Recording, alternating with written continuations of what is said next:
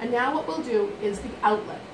What I'm going to do is move the tube down inferiorly, angle the tube cephalically 30 degrees,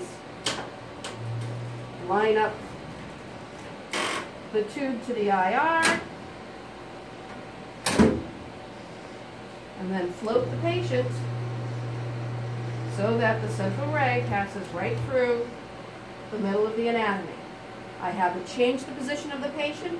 I haven't changed my collimation. Everything is exactly the same.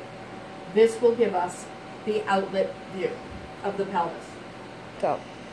Now we're going to do the UMass version of a Jude view. It's actually an oblique pelvis. I'm going to start with the RPO first. So I'd like you to bring your left hand over and put it on your right shoulder. I want you to bend your left knee up and put your foot flat on the table. Now what I want you to do is roll halfway toward me. Very good. Lean back on the sponge, put your leg out straight. Now if this was truly a trauma, I'd be doing most of this work for the patient.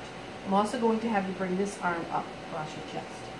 Now what I need to do is I need to find the ASIS on the upside and slide the patient back so that the middle of the pelvis, or this central ray that goes along the long axis of the patient, enters the body at approximately 2 inches medial from the ASIS, right here.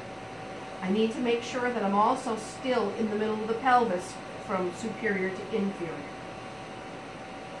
Even though this looks like I'm cutting off the pelvis on this side, this is soft tissue anatomy. The pelvis is actually rotated back, so it's kind of tucked back in this position.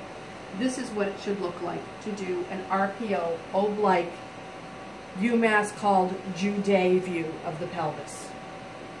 Go. And now we're going to take the sponge out from behind the patient. I'm going to have you roll just a little bit toward me, and then we're going to roll you back flat onto your back. Very good. Now what I want you to do is bring this hand, your right hand, over to your left shoulder. I want you to bend up your right knee and put your foot flat on the table, and I want you to roll halfway away from me. And place the sponge underneath the patient, roll back onto the sponge, and put your leg out straight again. Now I'm going to do the same thing here. I'm going to find the ASIS, and I'm going to float the table so that the central ray is approximately 2 inches medial to the ASIS, and halfway between the top of the iliac crest and the bottom of the pelvis, which is the pubic ramus.